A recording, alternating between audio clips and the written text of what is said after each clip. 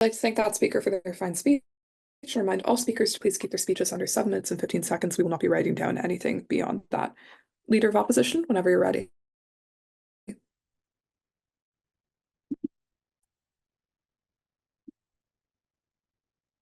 Hello, can I just confirm that I'm audible? Yes. Great, okay. Just give me a second to turn on my camera.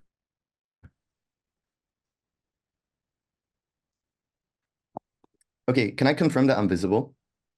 Yes. Great.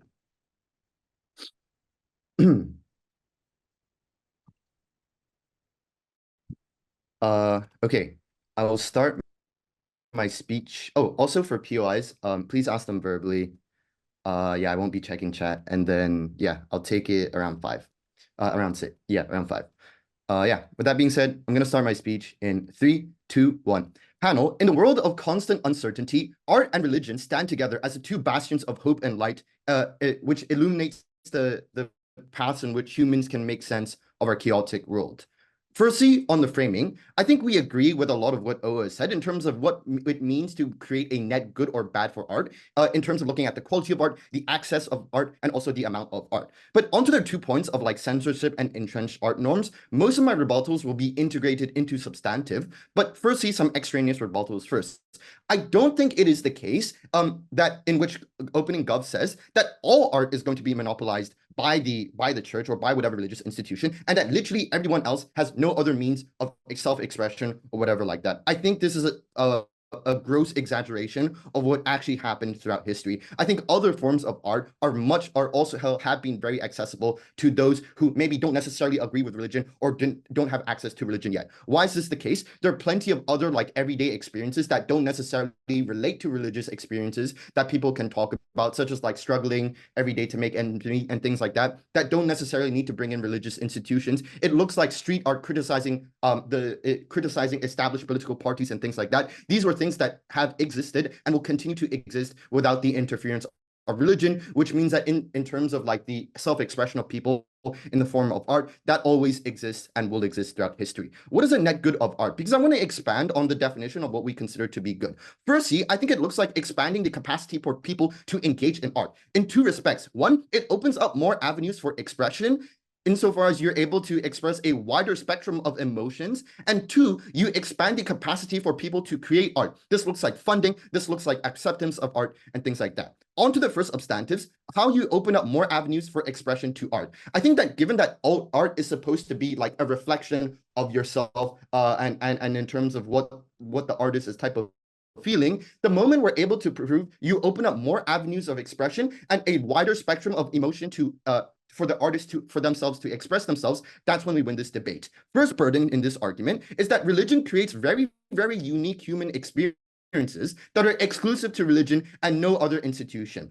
Why is this the case? Because religion implies a type of unyielding faith in moments of insurmountable odds that seemingly breach different things like rationality and logic. This inherently means that these are unique human experiences that you can get through religion that you can get nowhere else. It also looks like bringing together faith and community, again, in times of like when things logically seem insurmountable or when things seem logically lost, you tend to have a lot of hope and desperation in terms of these moments. That's how you bring community together. That's how you get a lot of really unique experiences that come from religion. How does this translate to art? People, regardless of whether they're funded by institutions or not, when they engage in religion, they have an incentive to create art that reflects their experiences with religion, whether that be good or bad, because religion is a key part of a lot of religious people's lives. They want to express them to other people what it means to be a religious person, which means there will always be this type of incentive to create religious art, regardless of whether you have funding or not. Why does this lead to more enjoyment from the audience's perspective, given that we've shown to you how on the principle level, you're able to increase the spectrum of emotion that art is able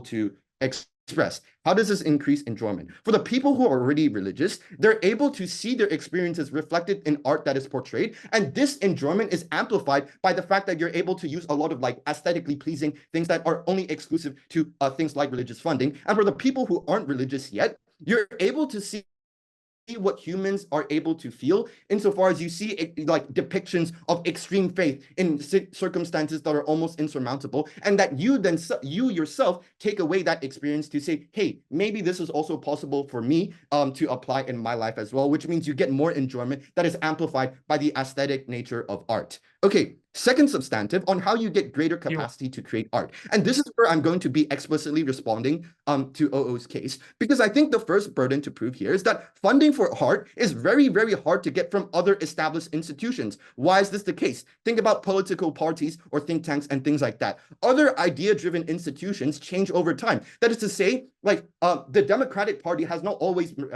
had their policy priorities in the case of America ever since they were founded, given that political ideas shift and change over time. There's no sense of legacy for these other political parties or other actors to then fund art, given that they understand their ideas are always changing. There is an incentive, however, for religious institutions exclusively to fund this type of art because religion is constant. It has not changed for like the past few hundred years, which means they have a sense of legacy, which means they are then incentivized extra to fund this type of art. Okay, second burden, religious institutions do want to fund art, partly because they want to drive more people into religion, because it's an entry gateway into religion, because they want exposure to it. But I explicitly want to talk about why this is a good thing, because you drive artistic innovation insofar as a lot of these artistic projects that we have seen in the Renaissance, things like the David statue, other artists like Michelangelo, like Da Vinci, all of them were commissioned by the church, and they had access to very cutting-edge pieces of technology, like marble sculpting, like painting the entire church, being able to paint the entire church, and things like that. This is exclusive to a lot of financial funding, which we've proven to you in the early burden only comes from religious institutions, which means for the vast majority of history, the modern art that you see, whether that's digital art or marble art or whatever type of art form you see, have likely originated from a religious institution. Before I move on, POI from closing. Yeah, did the Renaissance or the Reformation happen first? I think regardless of what happened first, my argument shows to you that there is always an incentive throughout history for religious institutions to fund art, regardless of what time period you're in, regardless of how much religion is brought into history. The unique characterizations that we give you about religion, the fact that the ideas itself are not changing, as opposed to other things like monarchies or political parties, inherently mean that they have a constant incentive to fund art, regardless of whatever time you're living in. What is the impact of this argument? One, you simply bring more people into enjoying art because you're able to create mega projects like Hagia Sophia, like the Vatican, or like the David statue. So you're able to expose more people to art, and they're able to access this type of aesthetic pleasure because you're creating very pretty high quality art with cutting edge technology. But I think another thing is that people just see their experiences represented. A vast majority of people in this world is religious, and they are able to see their experiences with dealing with questions of faith and suffering being represented in art. For those two reasons, for the explicit characterization that we give you on religion, that is why I've never been more proud to oppose. Thank you. I'd like to thank the Leader of Opposition for their fine speech. Deputy Prime Minister, whenever you're ready.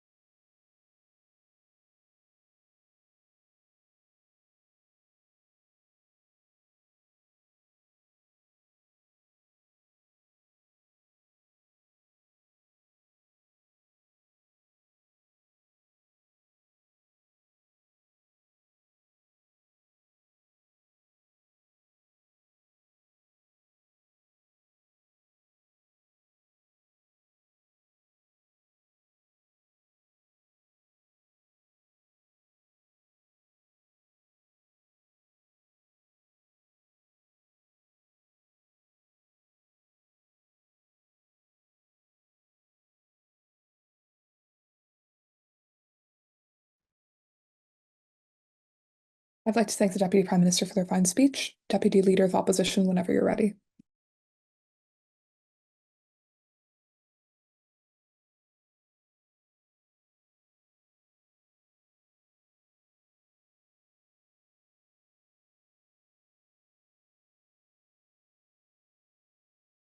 Yep, am I audible? Yes. Okay. Sorry, I'm just trying to record my speech.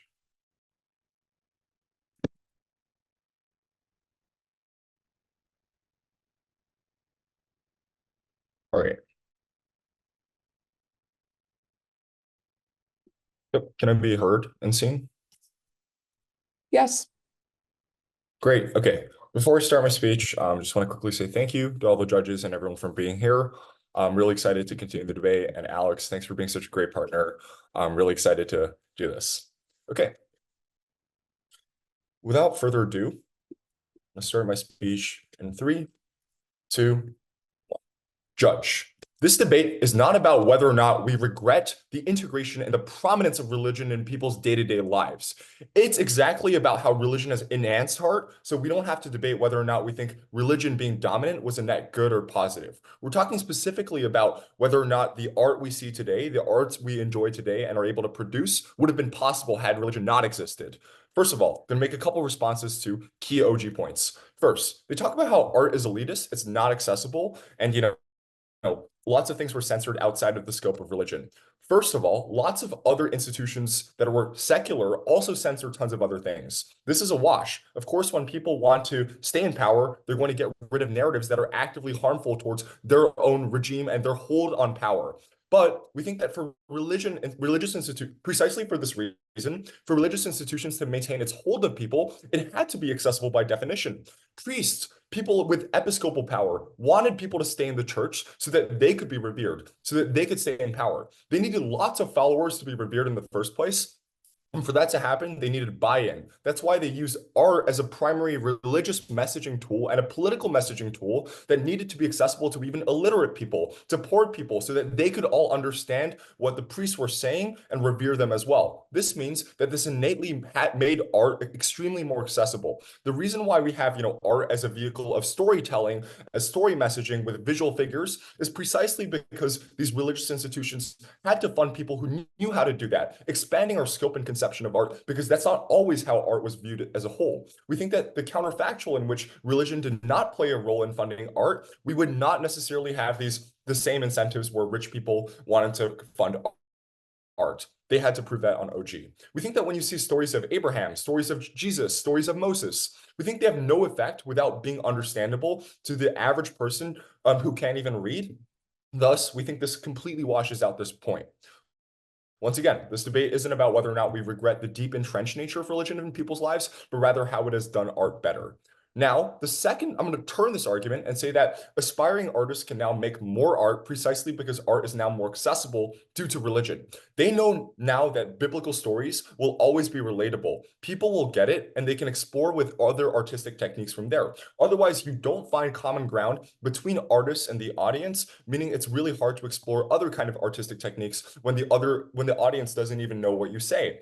Therefore, we think we've created a launch pad for a lot of people's artistic careers to take on. This is especially important for minority artists in particular, because now they can rise to fame. This is a tipping point to getting over things like racism that have historically existed and prevented them from being artists. These are other external forces that the other side doesn't moderate, so they don't create solvency on their side of the house. We think on our side, because of the dominance of religion and its influence on art, minority artists can now rise to fame, because now not everyone understands Afro-American art. Not everyone understands Hindi art. Not everyone knows the symbols of the Cuban Revolution, but there are many symbols that they can work with to portray their messaging, from the crucifixion with Christ to the Shiva Linga in Hinduism that artists can now work with and explore other techniques from there. Thus, we make art more popular, we can get more people to create art, and we can get more people to enjoy art as well, and all the other good stuff that happen in between. Second response I'm going to make is on the idea of how simple art, abstract art are just as valuable.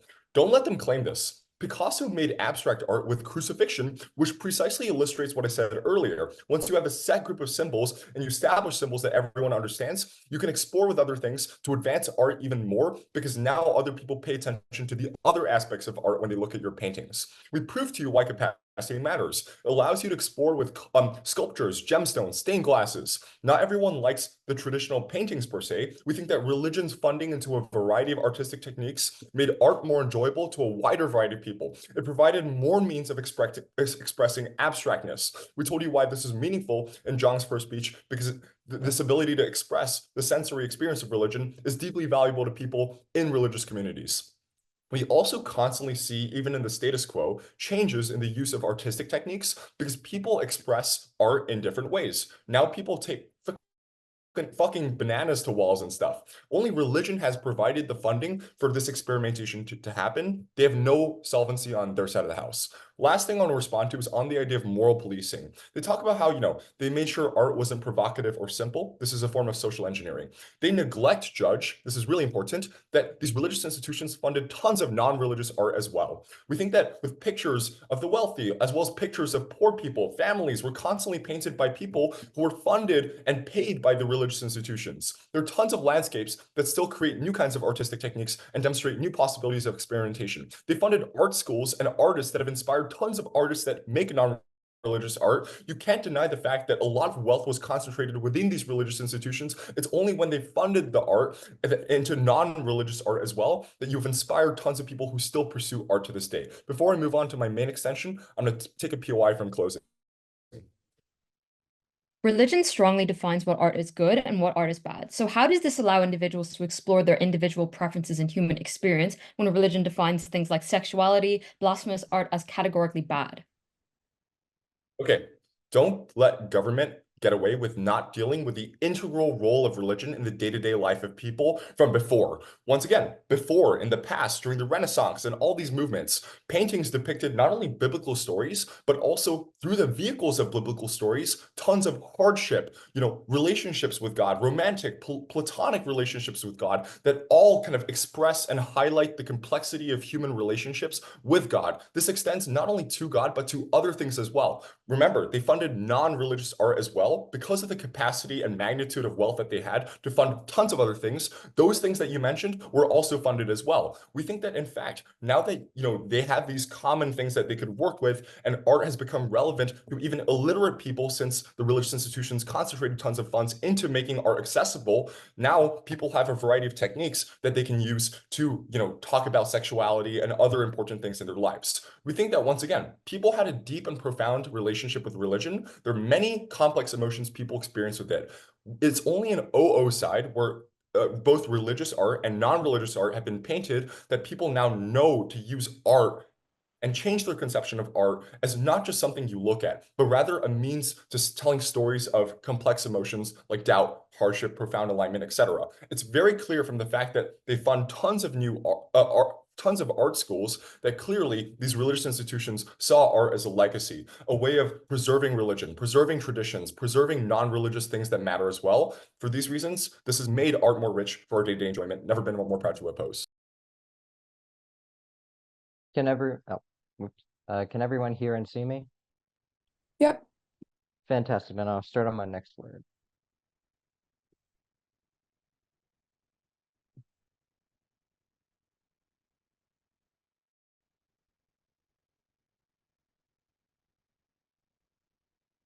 Opening opposition had the right idea, but they didn't go far enough.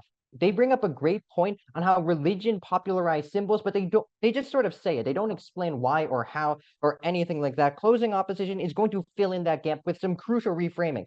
First, everyone has been debating this from a modern lens, which makes absolutely no sense. Remember, the scope of emotion does not relate to a specific time period. It's all art. Now, instead of taking it from a modern lens, you have to view it from the point of someone who was living 200 years ago, or even further than that, who would have actually spread the art. Couple key things to note. Back then, one, they didn't know half as much about the world as us. For example, the ancient Greeks didn't know about tidal waves. They thought it was Poseidon striking his staff. Two, because of this, they actually had a real and true belief in their gods and their religions. They actually for example, during the church, they actually believed that God would come down and perform miracles for most of religion. The third thing is that most of the time we're talking about the Abrahamic religion when there were tons of major religions that were nowhere near as inflexible as they talked to you about. For example, most major cultures and minority groups as well had their own forms of religion. The Native Americans had their own religion. The Chinese had Taoist mythology, the Japanese had Shinto. There were so many religious groups and different forms of art that conflating this only to Abrahamic religion makes absolutely no sense. And finally, the main thing that government seems to be insistent on is that religion is completely inflexible and unfallible. But that makes no sense because as we tell you, art and stories have changed several times. Take a look at Christianity, for example. In Christian scripture, hell did not look like what we think of as a modern Christian hell. The idea of hell and brimstone came from Zoroastrianism, which Dante incorporated into Christianity. Christianity and a lot of these religions change over time, with minority groups incorporating their own different variations of it. Think China and Greek mythology. For some reason, the Buddha became a tutor of Heracles. With that said, our main argument, since opening opposition proved to you that religion helps create art, we're going to tell you why religion is the main vector by which art travels around the world. This argument comes a prior to everything we've seen in this debate, since it doesn't matter if we have minority groups with their own unique forms of art if there is no vector by which to convey it from. Couple key burdens. The first one is that religion is the main form of spreading art. The first is we have to take a look at the perspective of someone living all the way back then. First, life is incredibly hard back then. Everyone in this round talks about artists. Most people do not have the time to be artists. In order to be an art, you couldn't just tell your family that I want to drop everything, I want to stop farming, I want to be an artist. You needed a proper justification for it. In order for artists to actually originate, also we're adding historical context to what opening opposition brings up to you. In order for you to justify being an artist to your family or your community when times of famine comes, it's by using religious scripture. It's far easier to justify being an artist if you believe that it is an actual divine message sent down by the gods in order for you to give a message down. But the second thing that we tell you is that there's more incentive to actually spread this art. Once you've created the art, your community, in their world where opening government provided you alternative of lords will commission your art. That's true, but only people only followers of a king or lord is going to respect and look at that art. Think King Louis, no one respected him outside of France. However, what do people respect and what do people try to explain and spread? Religious art. And also, the definition of art we're expanding also includes songs. Many crucial songs and hymns originally began as religious vectors. Why is this? Because one, it's easier to actually spread religion if you truly believe it, which many people did back then. I'll take your POS offline.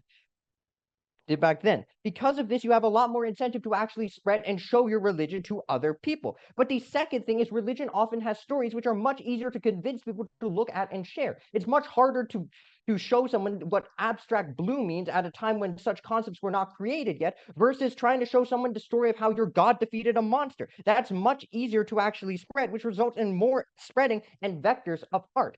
Think, a lot of these arts, for example, Buddhism, traveled all the way to Europe and was incorporated into Roman mythology by these vectors of these stories. Otherwise, you would not have had as much intercultural exchange without this religion because there are very few vectors to do so. You're going to get less popularity. Many people in Europe did not really care about some random emperor in China, but if you do, they do care about what could be a possible saint from the East who was blessed by your god. Religion is incorporated into the art, which allows it to be spread more easier because it's easier to actually spread it because you believe in it. The second thing, burden, is that religion preserves art. Remember, art was not always kept in museums or fancy things. Back in the day, there was a lot of war. And in cases where where a king has commissioned a statue of himself, if the king is overthrown, there was a lot of incentive to burn that statue to the ground or melt it down and make sure that it's never remembered. So why do we see that why does religion provide us an incentive to actually preserve this art in times of warfare? One, because you don't want to actually invoke the ire of the gods. Two, it's an actual good showman. It's a good piece to showcase your legitimate rule. For example, Zheng He, commissioned by the Emperor of China, when he arrived in Sri Lanka, he took many of their cultural pieces of art and instead of destroying them, spread them around the empire as a way to affirm that the emperor had his divine privilege. Sure, the main thing here is that without the religion to spread the art, many of the art pieces we see nowadays would have been destroyed long ago. I'll take a POI from closing. Actually opening that. The symbolism and emotional experiences that result from religion are non-exclusive. Anything can be a symbol, and many things make us emotional. The lack of symbols and vectors of communication is a false comparative. On the other hand, the use of fear-mongering and religious authority is a unique harm. okay, the thing is, you tell us about symbols, but you don't tell us any that haven't been religiousized to some point. You forget that basically all symbols you talk about originated as religion. That's how widespread religion has carried the vectors. Think major and minor chords, something that's so common, no one ever thinks about it. Where did they get their origin? They began as symbols from Greek mythology. They said that it came from the Muses. The Greeks used this mythology and religion to spread it to the rest of the world. When the Christians heard it, they adapted it as their symbol to actual of religion because they believed in it. It's much easier to use a religious symbol because other people can believe in it.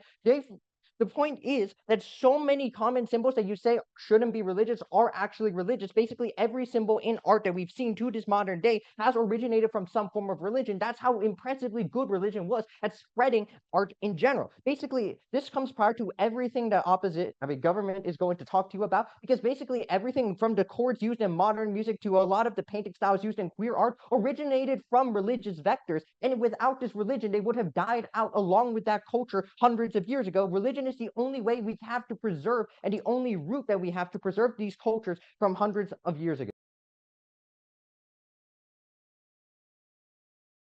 I'd like to. Thank you. Do you mind if I keep my camera off? I'm just having some like weird connectivity issues. Yeah, that's fine. Whatever you need. Thank you. Okay, just setting up my timer. All right, if everyone is ready, I'll start my speech in 3, 2, 1. What I'm going to do for you today is go over closing government, then go over the opening half and really tell you what we contribute to this debate, both unique in reputation and in our extension, that really gives this a CO win, right? So first of all, I'm going to closing government's point about this idea of communities and how they're the only team here to address specific communities, specifically talking about queer art and how it has been suppressed. 2 responses to this right off the bat. First of all, we tell you that LGBTQ art is going to be derived from religious art. My partner goes over this a lot in his speech. Things like hymns, things like chords gained appreciation because they were initially used in monasteries, in the church, and things like that. And because of those things, we have now been able to, again, advance off of those 2 more individualistic styles. But without those foundations from religion, we would not have advanced as quickly or in the same way, contributing to a lot of those pieces. Second response is that religious art actually gives these communities the power to take back narratives from this kind of art. For example, looking at the popular myth of like Achilles and Patroclus and how it has been popularized in recent years to make them lovers instead of friends has been a way for the LGBTQ community to gain access to religious spaces that they previously did not have access to. I would also like to point out, by the way, PO is in the chat, that second of all, they talk about how people have been like oppressed, like people were stoned and things for creating art. Let's be very clear that suppression exists on both sides for 4 key reasons, right? One is just simply the prominence of religion. Even if you don't have things like prominent religious art, like we still see like the Bible is the most public text in the world, right? Even if we consider that like an art form and we regret the rise and romanticization of this kind of art, that Bible is probably still going to exist, right? Or at least these narratives about like anti-LGBTQ sentiment. Secondly, we also see that people are just prejudiced absent of religion, right? This idea of homosexuality is more relatively new, or at least has been more relatively newly discussed, where we see that people basically ignored it and it was very taboo because it was new and because it was untalked about. Thirdly, because the community is just smaller and less transparent, this probably would not have seen a rise without the increase of religious art in the first place. And fourthly, there's just a lack of audience, one, because the community is so small, but secondly, because this was being rejected again in facets of society because people were worried about ostracization. So now looking at what actually happens in their world, right? Queer people are still suppressed. They're not going to be accepted into art places for reasons other than religious art itself. And they're also not going to be creating art because there's an absence of an audience and things like that. What do we get in our world? Yeah, religious people or LGBTQ people are still going to be oppressed, right? We're going to concede that. That's very obvious. But still, we get to discussion and co-option of religious art that does not happen in their world. Now, why do these people need to co-opt religious art specifically? Why can they not just look to things like state symbols as closing a government basically tells us when opening asks a POI, right? 2 reasons. First of all, there are religious queer people who now don't have a space if you don't include them into religious art. Let's say LGBTQ art is created anyways. A lot of this art is not going to look like religious art unless you are co-opting religious narratives like the tale of like Achilles and Patroclus, making them lovers and things like that. And that means that these people do not have a space even within LGBTQ art separate of religious art. Second of all, there's this idea of taking power back, right? Basically, like things like government, things like state symbols largely ignored LGBTQ people, not necessarily rejected them, right? So it's not like these people are gaining any sort of power by now being included in this narrative. Rather, you get much more power to a greater degree when you actually take back the narrative of religious art and are able to include yourself in it. We also see that, again, there is now more queer art just like in the status quo because of things like, I don't know, indie awards, more emphasis on minorities and things like that. So we see that, again, there is still a space, but it is essential to have the spread of religious art a priori. And let me be clear, like the spread of religious art is what we bring to you, separate from opening opposition, for 4 key reasons, right? One, you have the diversity of styles of art basically from religion. A lot of different styles were tried out because of religion and because it made it possible. And second of all, just like taking action back from art, again, whereas like LGBTQ people are still going to create art, but there's going to be a space for religious LGBTQ people specifically within religious art that they would not have otherwise had without this rise. We basically see these people as the most important demographic here and would agree with closing government that they are an important community because, again, this is a minority of a minority as being like people who are religious within the LGBTQ community specifically. But second of all, everyone just deserves to have access to solace and the counter narrative of going to hell for being different than other people. So therefore, we see this is very important.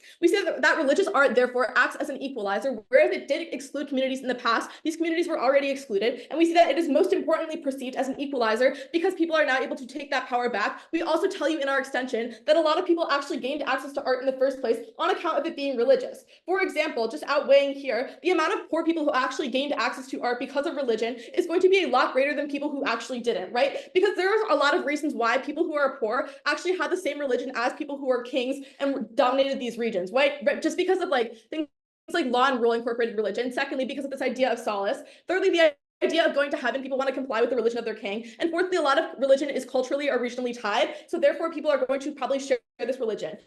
Therefore, it's not like you're going to have a lot of people who have like different belief systems than the people in power. However, these people would have been excluded from art had not religion been a justification for them to enter the field for a few key reasons. One, because they're blocked out of art from things like time and actually like working on farms and things like that. And you just don't have time for that. Second of all, you actually gain access to art via religion as justification, just through the point that you can like probably gain some social mobility from that. And thirdly, we also just see like these benefits from access are generally good. You get to actually self-express things about your own emotions. You also get to like engage with this aesthetic and things like that. So we see that these people actually probably gained more, people who are poor, people who are in the minority, from actually having religion as a justification. Okay, so basically the second point that we're hearing out of CG is this idea of philanthropy. But we also see that a lot of people were able to explore new themes under the use of religion while they tell you that people were very confined because of the ways in which religious art was funded. For example, looking at like mythology about lesbo, which is where we get the word lesbian, or like the poet Sappho who talked about religious themes and was a lesbian, right? These people were able to experience with or experiment with things like that because of the justification of religion. We get like examples of like, paintings of like naked women, for example, because of like Adam and Eve and things like that. And we see that appreciation of art from religion is a priori to any sort of other theme that could be explored resulting from that. I'll take a POI from opening government. You might have a good excuse to be an artist, except you're forgetting most people also lack the religious education and status to be considered qualified. How are the poorest individuals able to become artists on your side of the house? So we basically tell you that there seems to be like this understanding here that if you're poor, you somehow have this different understanding of religion. But again, we tell you that like just for reasons like culture, for like the way that laws were structured, right? You probably do have some understanding of religion. And even if that's not like what everyone believes, right? You still get like alternative art too. Like, let's be very clear that alternative art does exist. You basically say there's no such thing as abstraction or other themes. We have things like Da Vinci or like Benjamin West, who literally like painted wars and things like that, which everyone can have access to and understand. And we also see things like weaving is just generally popularized as well from this time period and even just today. We see that this means that the view it's a very rigid view that contends with religion to say that like only religious art is very is created. Whereas we say like, yes, there are some harms to religion, maybe it's not equitable, but at the same time, we're still able to get people who can, one, paint about other things, and two, do actually have access to religion, per just being in this environment. So what do we basically give you on closing opposition? One, we tell you that the argument about the spread of art is a priori to anything coming from opening opposition and contends with a lot of the rebuttal in our that we provide. But second of all, we provide an accurate counterfactual that sees art as the equalizer. Thank you, and I'm proud to oppose.